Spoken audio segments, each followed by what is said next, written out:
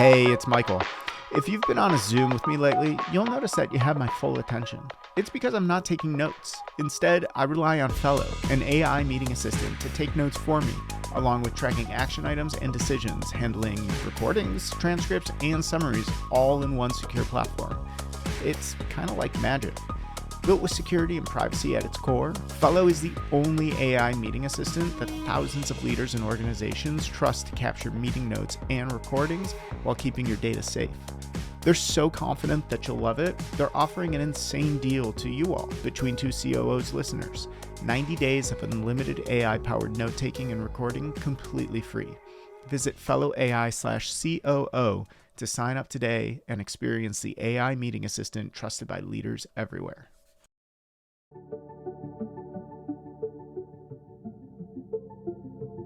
Is the existing payments infrastructure of the world ready for the amount of transactions that are going to happen? Because if agents can move, if humans can buy fast, and there's lots of commerce that happens on the internet, agents are going to do it 100 times faster. And so is the existing infrastructure ready for it? And so that's other conversations that we're having, and we're very excited about. Hello and welcome to Between Two COOs. I'm your host, Michael Koenig, and today I'm joined by Peter Dougherty, president at Spreedly. Payments are mission critical, but often inflexible. Most companies rely on a single provider like Stripe or Braintree until they need redundancy, better margins, or need to expand into new markets. That's where Spreedly comes in. Think of it as a universal adapter for payments, one API to connect with over 140 gateways. And they're doing some serious business with over $50 billion in transactions processed annually through their platform. That's right. I stumbled on that, but that's okay. Peter joined Spreedly in 2024 after more than a decade scaling Lightspeed Commerce. We dig into how orchestration helps companies de-risk revenue and what the future of payments looks like as AI and data reshape the movement of money. Peter, welcome. Thanks, Michael. Great to be here, and thanks for having me. Yeah, absolutely. First off, Peter, what's your story? How'd you end up in the president seat? Oh, not on purpose.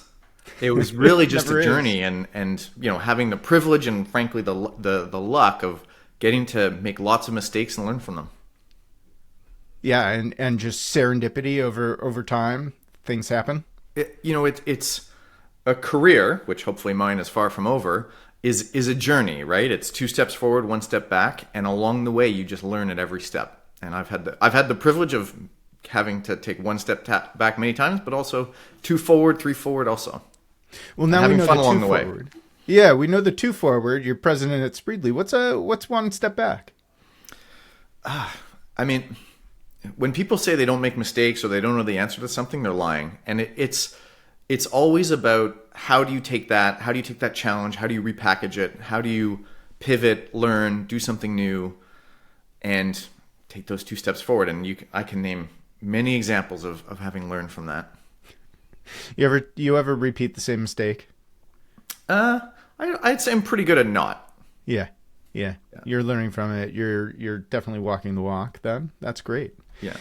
Well, you've definitely gotten some things right at Spreedly. In your first 12 months, you increased your year-over-year growth of annual recurring revenue by 4x while keeping your operating expenses flat. How'd you do it? What's the secret? At its core, I am a real believer in having the right people pointed at the right challenges. And that's the way I think. When you think about a business challenge or a problem or you know, how do we go after an opportunity? The way my brain works is the very first thing is about who's going to be pointed at this, who's going to be working on this, and making sure you have the right skill set, the right personalities aimed at those individual problems. Everybody's great at something. Nobody's great at everything. Well, let's talk about that. Evaluating people and making sure that you've got the right people in the right seats. It's one of the hardest things. Yeah. I certainly still get it wrong. There's no question about it. I don't think there's anyone who gets it right all the time. How do you go about it? What's sort of your method for essentially peering into someone's soul? Oh, well said. The first step is really understanding what motivates them. What do they get excited about? Because when you ask people to do hard things, sure, everyone makes a paycheck unless it's volunteer, and sure, the money's part of the equation, but what motivates them? When do they feel like they're winning? What makes them feel like they're winning? And really understanding that, and that's like the very first step of understanding who can work on what problem. And then going from, hey, is it an operational problem? Is this a customer experience problem? Is this an engineering and software problem? Is it a sales problem? And making sure people feel excited about those problems that you're pointing them at. And that's really the very first step. And frankly, once you nail that first step, to our analogy before, is the most important thing. Because once you have people who are excited, who are energized, magic happens. Well, sometimes people are excited by things that they don't necessarily know how to do yet. How do you one, get them to that point? But also, sometimes you just are in a situation where you can't afford to have someone learning on the job. How do you balance those two things? Yeah, that's a good one. The first step is understanding how critical is the problem to your business. And not to use somebody else's analogy, but there's the very famous one-way doors and two-way doors quote from a very large company's CEO and founder. And it's a great framework. It's what are the one-way doors and what are the two-way doors? What are the decisions and things you need to solve that are existential to your business?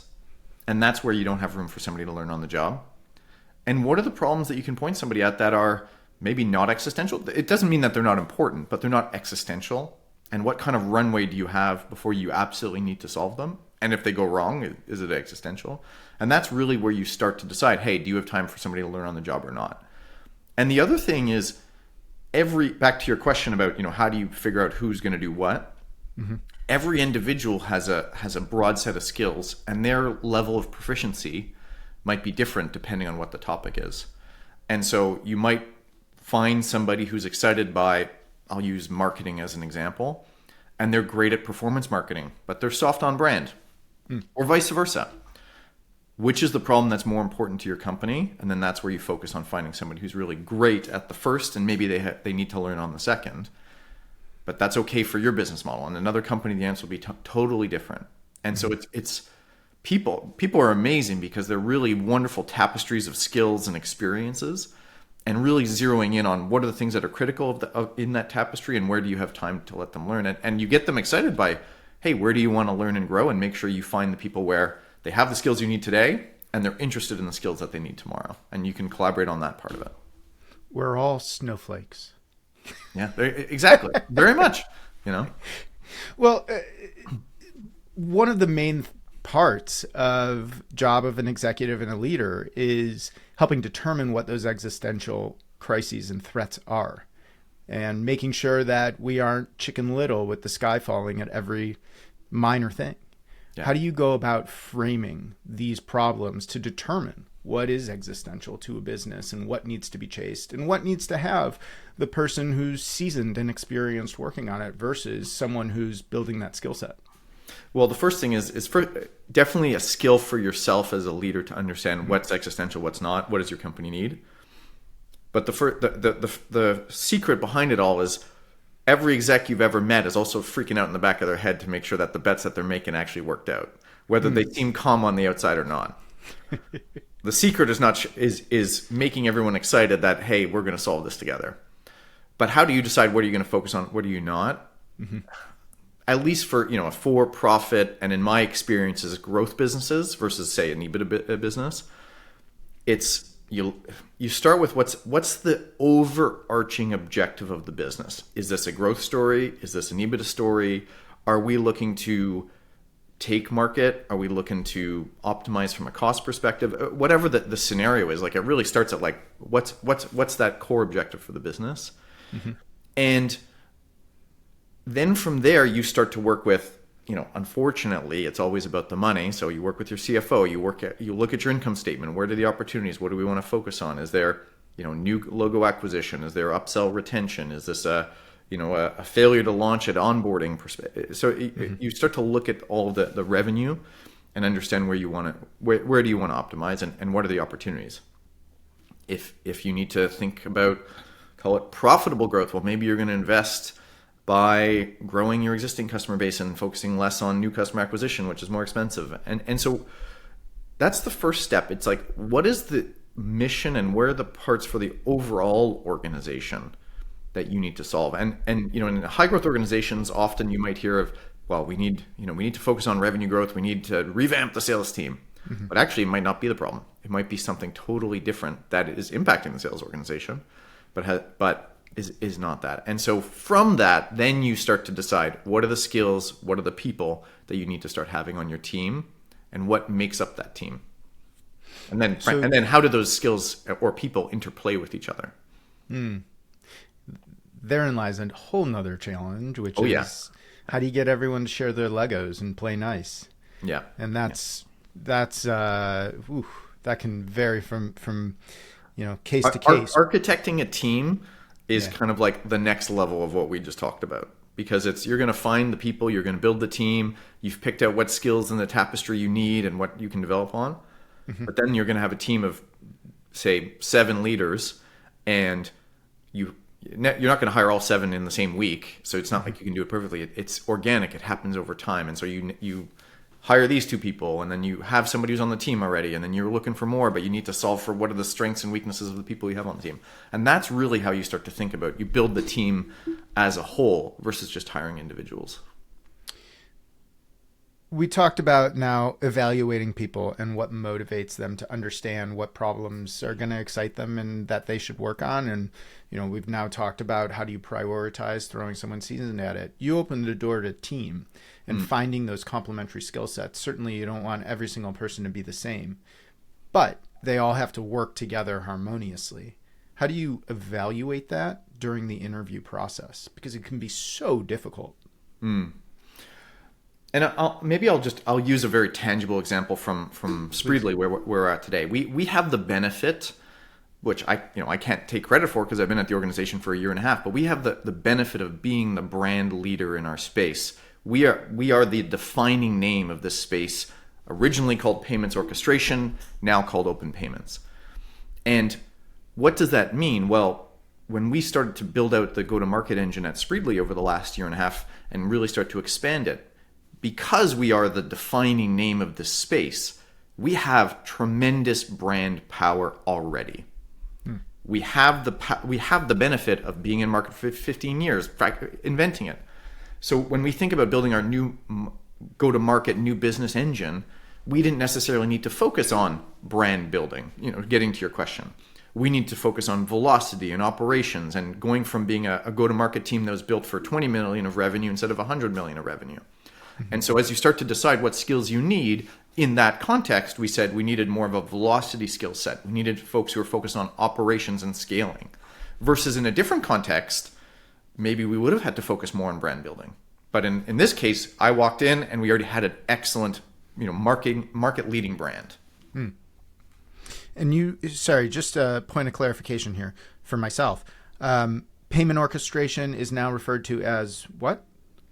So payments orchestration is the concept that you can use more than one payments processor at the same time. Right. That is a concept that Spreedly was key to creating over the last 10, 15 years. And as the market has matured in the mid-market and the enterprise to this idea, there's now an expansion of that concept to include much more just beyond your credit card processing. It can be your transaction fraud monitoring. It includes open banking. It can include KYC, KYB. And so that's where this transition from payments orchestration, which is very credit card centric, call it, to now open payments encompasses your entire payment stack being multi-provider. Got it. Open payments. Okay. Yeah. Love it. Orchestration, whenever we say that, everyone's eyes glaze over, right? Yeah. Open payments. Open payments. Much nicer. So you mentioned Spreedly, been around for 14, 15 years. You joined, as I mentioned, in 2024, and you referenced you were in this fantastic spot where the brand was already established, and, maybe this may not necessarily be the case here, but I'm going to read between the lines and just say, okay, Peter was brought in to build this into an organization that can do 100 million in revenue annually. Yeah. What are some of those differences? Because we hear this all the time about executives joining at these certain growth inflection points. When you get in there and you look at it and you go, okay, we're at 20 million. We got to get to 100 million. You've done this before. You've seen this before. Yep. How do you start to evaluate that? What are the things that you look for first and foremost? So even before, call it the operational side of it, the first question is, are we going after a market that can sustain a billion-dollar company? And in this case with Spreedly, we don't have to get into the weeds on that. The answer, at least when in my evaluation, because I joined, is yes. And there is this really interesting macro trend in enterprise payments where folks are really starting to move away from saying, hey, I'm just going to have a single provider. I want the benefits of best of breed whilst having the simplicity of a single provider. So that was kind of is the TAM big enough? That's the first question. And so you start, and that's validated by the progress Spreedly made. That's validated by some work out in the market. And you start to look at the company. And at the time, Spreedly, that when I joined, was just under 40 million revenue, had been moving along very nicely. And Spreedly spent 10, 15 years of evangelizing this space. This is why you should think about payments orchestration. Then the e-com boom of the early COVID years happened, and all of a sudden everybody wanted to do orchestration. Investment came in, the space started to grow, and all of a sudden we were competing for the very first time. And to your question now of how do you find that inflection point in an organization to transform it to be ready for the next step, Spreedly had grown so nicely, very organically being the original name in the space, validating the product, validating the market. Mm-hmm. And when you start to understand the operations of a go-to-market team, of an operations department, of a product and engineering organization at 20, 30 million in revenue, it looks very different than a $50, $100 million organization. And the first step is really understanding, at least this is the lens I look through, is are the problems getting so big, and I'm talking about the internal problems, like the operational challenges, are they becoming big enough that instead of one person, I'll use a sales example, one person in sales is both over new and expansion. Well, are the problems big enough now that should be two people? And you start to drive focus. And I'm a big believer in having folks who are focused with very clear metrics and KPIs that they're focused on. But at the same time, you can't have 100 VPs focused on very slim mandates. And it really starts to become, hey, is this job 30 to 40% of somebody's time? Well, maybe that's a separate team, and you start to expand that. And that's how you start to scale an organization with focus, and you start to carve off problems that maybe are big enough for somebody or a leader, a VP, a director, to be a big enough problem to warrant putting a whole team on that problem. And so in Spreedly's case, a very simple example was separating the new business and account management, commercial account management function into two teams. That makes sense, especially in terms of how you phrased it. Is this enough that warrants a full-time role or just side of someone's desk? Exactly right. Now, as companies grow, the ops tend to drift towards silos. Mm-hmm. From having the person who, as you just mentioned, was doing new accounts and expansion to having one person doing new accounts, one person doing expansion. And then, this expands even more. How do you keep all of the go-to-market functions aligned around one P&L, around one story, so that the right hand knows what the left is doing? Yeah. And so I think the first is, how do you make your company, your culture, customer-centric? And there's a slightly different flavor to that in new business, account management, even all the way down to the accounting team who manages, collections, right? And so how do you always make sure everybody in your organization is thinking about the problem that you're solving for your customers? And I know it sounds sometimes a bit pedantic to say that in 2025, like how do you become customer centric? But it's not a given that every company is. And so ensuring that you're back to the how do you hire, people want to care about the problems they're solving for their customers. Again, when you're talking about salespeople, they also care about their commission check, which is not a bad thing, but you also need to make sure that they don't only care about that.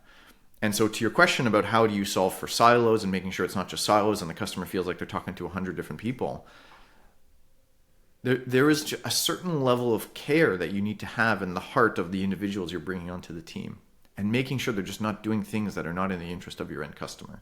And I'm very passionate about that. And that is really one of those things you really just need to imbue in every internal communication, in your sales kickoff, in your company meetings, in your team meetings. Like, we're going to do we're here to grow the business, but we're also not here to screw anybody over in the process. Wartime or peacetime at Spreedly? Definitely wartime, in a good way. Definitely. In a good way. Yeah. Okay. So We growth. are. Yeah. And this is me. Like, I like growth. I like problems where it's like, well, hey, this process or internal systems was designed for 3 years ago, and all of a sudden we're pushing so much through it, it's breaking. Awesome. Great problem to have. Let's figure out how to fix that. We talked a bit about how decisions are made. I'm always curious, what's the operating system that you all run? OKRs, for example, or I'm very curious about this. So OKRs are one half of the formula. OKRs are really important when you're thinking about naturally measurable parts of the business. As much as everybody likes to say it, not everything is measurable. And sometimes there's an intangible piece that you always need to pay attention to. And that's a little bit of the art of being a leader. But from a pure like basic facts operating system, you absolutely need to define your OKRs. And then there's always the debate of, do you keep your OKRs through the whole year, even if things have changed 6 months through the year, and then you transform it? Or do you run them through all the way through? So there's always an interesting debate around that. Outside of OKRs, there's call it the financial metrics, which inevitably in a growth business are important, which are not necessarily the OKRs.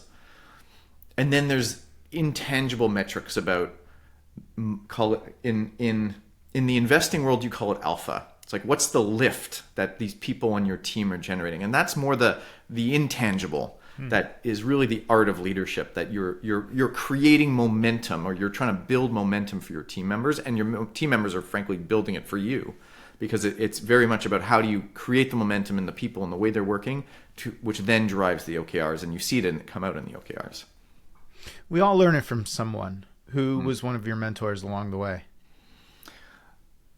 There's quite a few, but when I think of the top of the list, there's the one of the leaders at Lightspeed that I spent 12 years at building and growing. I learned a ton from about how to lead, how to work with people, how to build momentum, how to hire, how to think about building teams, and I learned a lot from him over quite a long tenure. And I was privileged to have that opportunity. Right. It's so hard to find, right? Yeah. But when you do, invaluable. Yeah.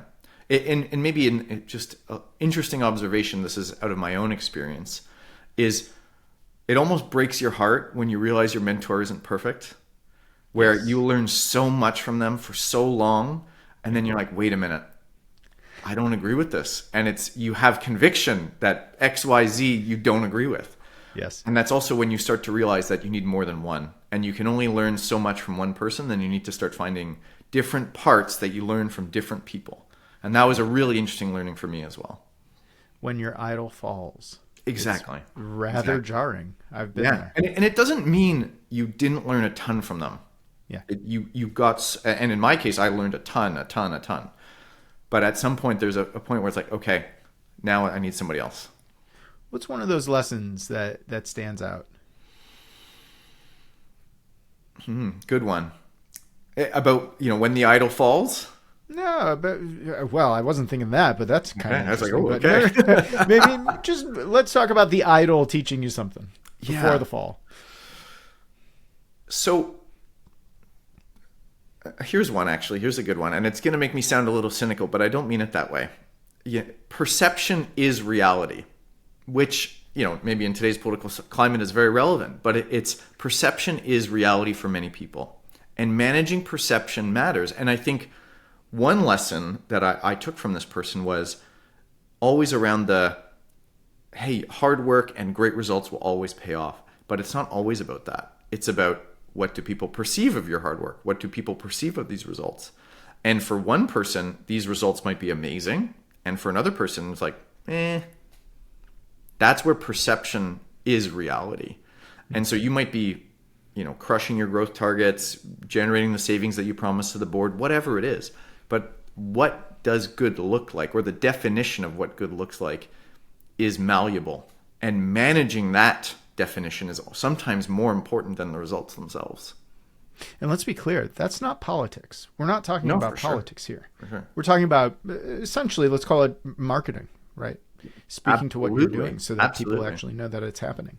And when I talk about, what does good look like and managing that definition, that's a skill set, and it depends on the context. It could be with the board, it can be internally with your own direct reports, etc. That lens exists everywhere. How do you as a leader draw that out so that you know the wins and you understand the reality so that perception matches it? Oh, good one. Going back to my comment of what is the end objective we're all trying to achieve? And I'll just use it, even in the Spreedly context. Like, we are a growth business. We are growing nicely, but we're also profitable. And so if we set the objective as, hey, we want to grow, and these aren't the numbers, but we want to grow 100% year over year, and I could say, hey, I'm so excited, we grew 100% year over year. Grew revenue 100% year over year. That's awesome. Mm-hmm. But then you kind of scroll down the income statement, and you're like, yeah, but your EBITDA margin is negative 30%. But what does good look like? Well, maybe that's the objective. Maybe for the VC world, that's awesome. But that's not the business that we're trying to build at Spreedly. We are trying to build a business that is healthy and growing, but also is in it for the long term. And so there's a balance there. And so what does good look like? In Spreedly's case, it's growing healthily while still generating positive cash flow. And for Lightspeed, call it for my first 5-7 years, that wasn't the answer. We wanted to grow. We had a tremendous market opportunity, and we wanted to take the market. And so the profile that Spreedly is today wouldn't have been good in 2010 at Lightspeed. Knowing what good looks like is very important.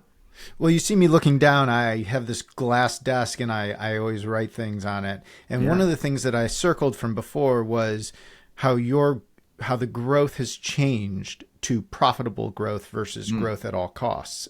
Any and all costs, that is. Yep. And we've been around long enough to have lived through those cycles at this point as professionals. Has Spreedly had that? Certainly, I mean, not since you've been there, right? 2024, right. I guess in 2021, 22, we really started to hear and focus companies actually focusing on good, solid business fundamentals around profitability. Did Spreedly have that in its history? I think Spreedly is a really unique organization, and that even rewind 10 years ago, say, we were never growth at all costs.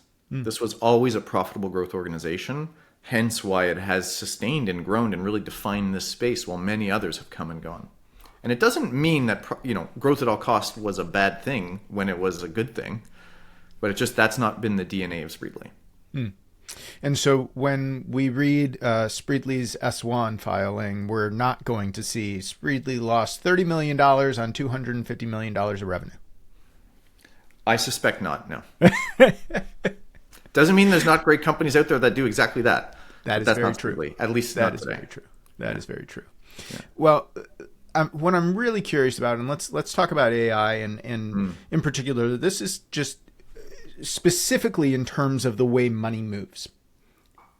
I don't know much about this, but I imagine that there are a lot of really interesting ways that AI is going to change the way money moves around the world.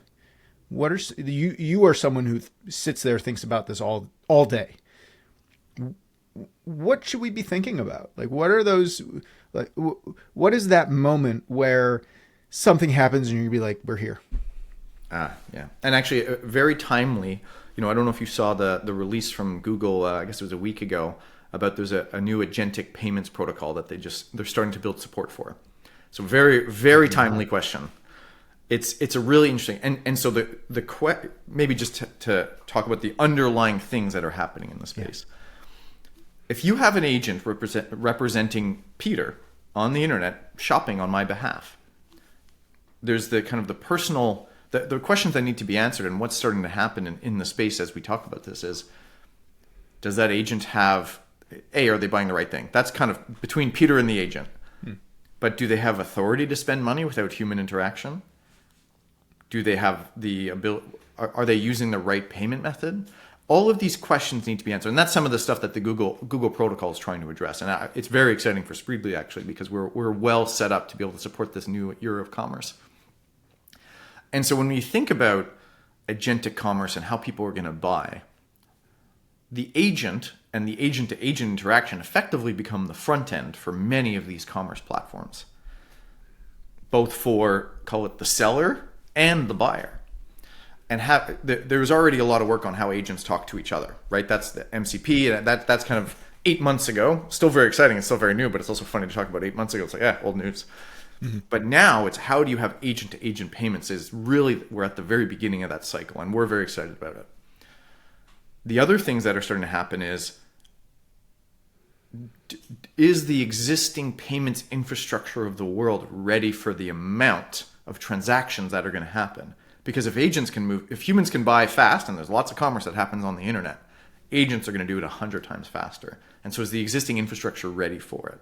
And so that's other conversations that we're having, and we're very excited about. But ultimately, it's still going to be an individual is accountable for paying this bill, and an agent is representing them, and you need to have a connection between the agent and the individual who is accountable for paying that bill. And that's that last little bit that is starting to be addressed by this new Google protocol, which is very exciting. The level of commerce increasing based on the speed at which purchases can occur. Mm-hmm. I actually hadn't even thought of that. It makes sense, but is that... I mean, it makes sense to me. I'm just processing this myself now. Like, you're kind of blowing my mind. And as I think back to, having to make a carbon copy of a credit card and, swiping that or writing checks, right? All of these things are speed, and speed increases the volume of transaction. And so in an agent-to-agent payment world, we're now going to see that speed increase, and therefore gross, GMV just increasing as well. So when you're talking about the rails, tell me a little bit about that, because we hear that tossed about quite a bit, generally in the crypto sense, and in Spreedly's world, what does that mean?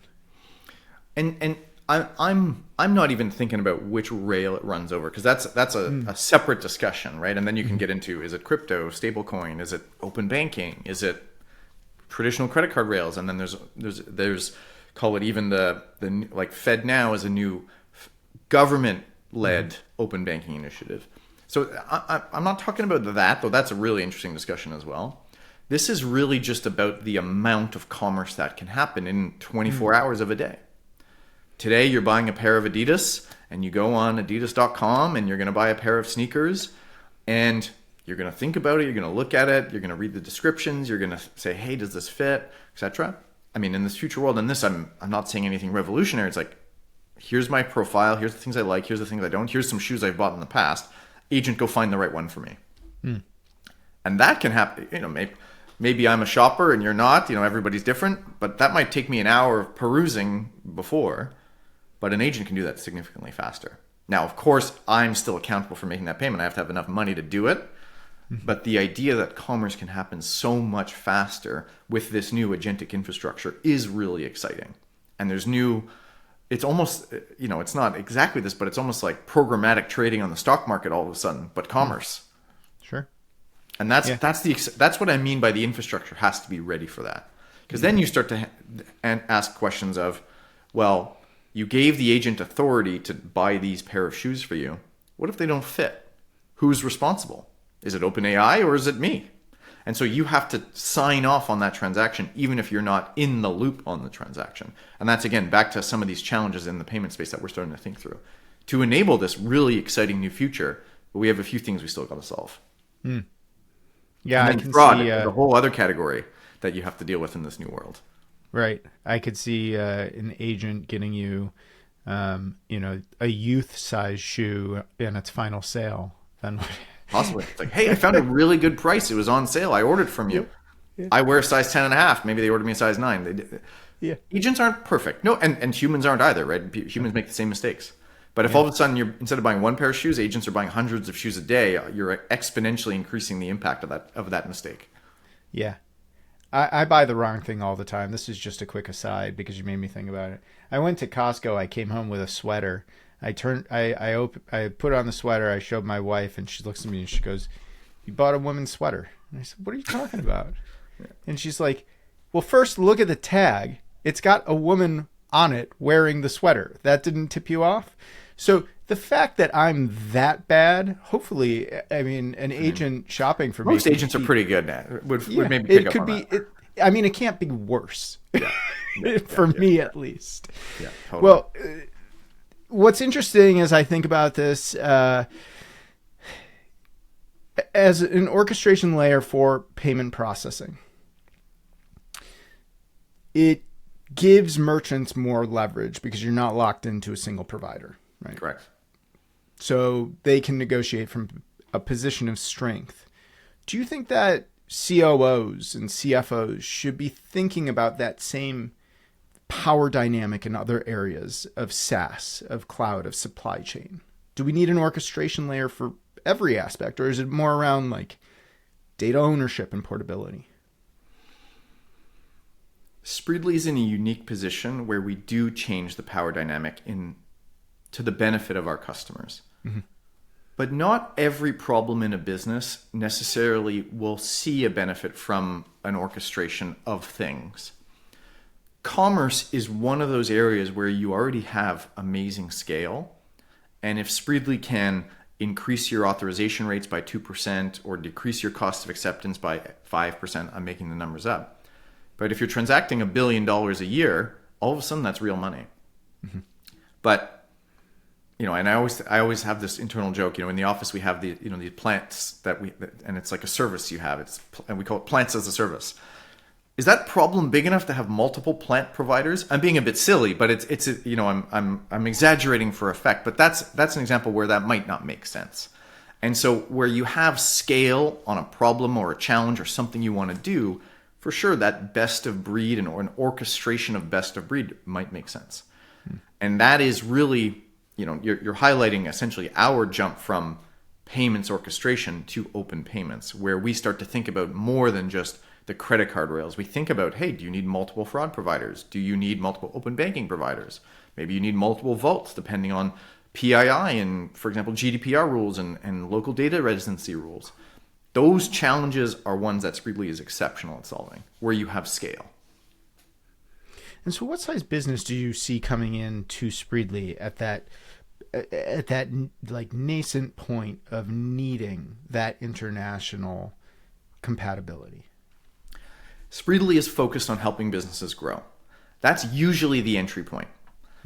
And it's actually less about cost savings, even though that's just what we were talking about. That tends to be, call it year 2, year 3 down the road with Spreedly. Usually it's about, hey, I'm doing this new thing. And it could be international expansion. But often it's also, hey, I'm opening a new line of business.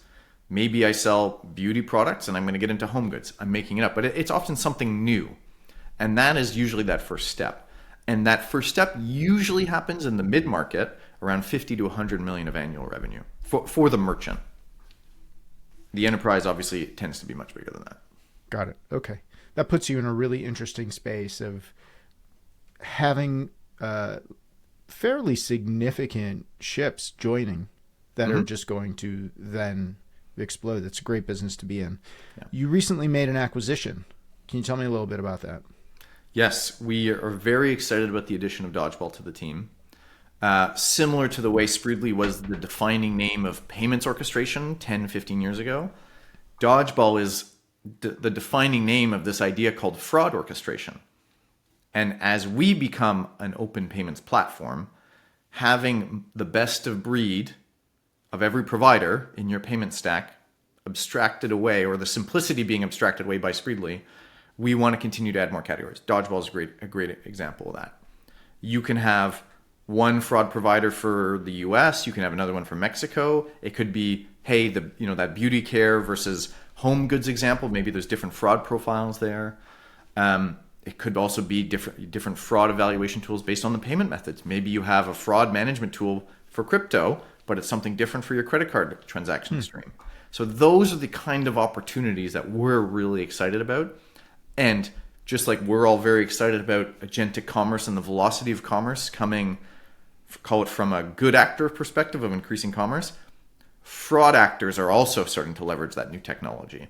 And so managing fraud is an increasingly complex challenge that our customers have, and we're excited to add Dodgeball to the mix. Again, fresh off the press, only a week ago, week old news. So we have a bit of integration work to do, but we're very excited about the prospects there.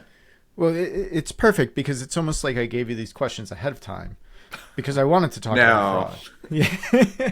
Let's talk about the fraud. It's a cat and mouse game. I liken it to InfoSec. You're always trying to play catch up. And now with AI, this is the difficulty in this problem has exploded. Yes. What is Dodgeball doing differently that gets you excited about that cat and mouse game? And this is true in fraud. It's true in all the categories we serve. But in fraud, every provider is good at one thing. They're not great at everything. And when you double click on fraud, there's different types of fraud in commerce. There can be, the good old stolen credit card, but you have account takeover. You have friendly fraud is another concept. You have chargeback fraud. There's a lot of different categories of fraud. And so being great at each one is very hard. And what we're excited about is we have this ecosystem of fraud providers some are great at one thing, some are great at another. And what Dodgeball allows our merchants to do is take the best of each one of them. That is really the core benefit of it. And so account takeovers is a very different challenge than stolen credit cards. But both exist in commerce today. And not everybody's great at both. And then there's the cost factor. Maybe you have a more expensive fraud tool you put on a more challenging business line, call it. And you have a less expensive fraud tool where on a business line that you have less fraud. So there's also a cost aspect to this as well. Very interesting. Yeah. Well, I mentioned my last and favorite question, and it's time for it. We've all had those moments in the leadership seat where we've just seen something completely off the wall and thought, I never thought I'd see that. Do you have one you can share?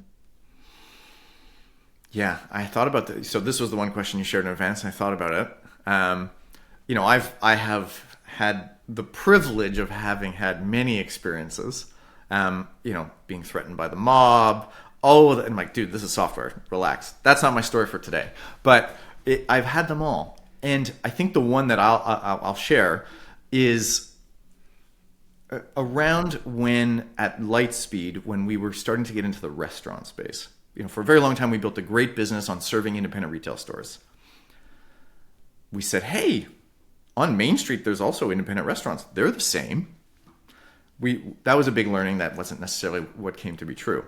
But one of the very first customers we signed was this great nightclub. I have no idea how we signed it. It was like amazing customer to get. Amazing. And this is like 2 months into this whole new business line. We had no idea what we didn't know.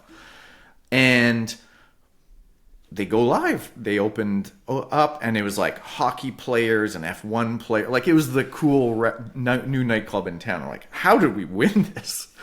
Anyways, great customer, great restaurant too. And the first night was a total disaster. Total disaster. We didn't know. We learned a lot in a very short period of time. And the second night, they said, you're going to have people working here all night to help us get through this night. They were using our transaction management software. This is Lightspeed, not Spreedly. And so the punchline is I ended up working a full shift until 3 a.m. at a nightclub. I'm like, I work in SaaS, and I didn't work in a restaurant university. I worked in construction. So I actually didn't have a ton of experience working in restaurants at the time. And I was shadowing these servers through the whole night. And I'm like, oh my God, is that so-and-so at the table? And it was like the whole restaurant. And it was a serious learning experience. And I'll never forget that. And it was a full shift at, a hot nightclub with really interesting people. And it was a crash course in how the restaurant industry worked, which if you ever talked about that, that's like you peel back the layers and it's a totally different business than anybody realizes. Yeah. It was a crash course in being customer centric and making sure what you sell and you implement is actually what you can provide and the impacts of if you don't do it right. And it was a crash course in being in how to be a great partner, because you know what? We didn't necessarily have exactly the right solution that customer needed, but they stuck with us because we partnered with them to figure out the future together. And I took a lot from that experience, but I'll never forget it. That's amazing. Yeah. And I didn't see that on LinkedIn. No, you got to add that. That's not a LinkedIn story. Yeah. Your tagline should also be, or headline, whatever it's called, should also be threatened by the mob. Oh yeah, that's a different story. This is just sass. Let's relax here, guys. Well, that's awesome. I can't wait to hear that one. Well, Peter, thanks so much for joining me. Where can people go to keep up with you and Spreedly? Spreedly.com. Lots of great news coming out. We're doing some exciting things. And we'll see you at payments conferences around the world. There you go. Payments conferences around the world. Love it. Thank you to you all for listening to Between Two COOs. Tune in next time for our next COO chat. And be sure to subscribe on Apple Podcasts, Spotify, or wherever you listen or watch podcasts, because that's a thing. Just visit between2coos.com for more. And if you have a minute, please leave us a review so others can get great advice from phenomenal COOs, or in this case, presidents. Thanks for listening. Tune in next time. And until then, so long. Awesome.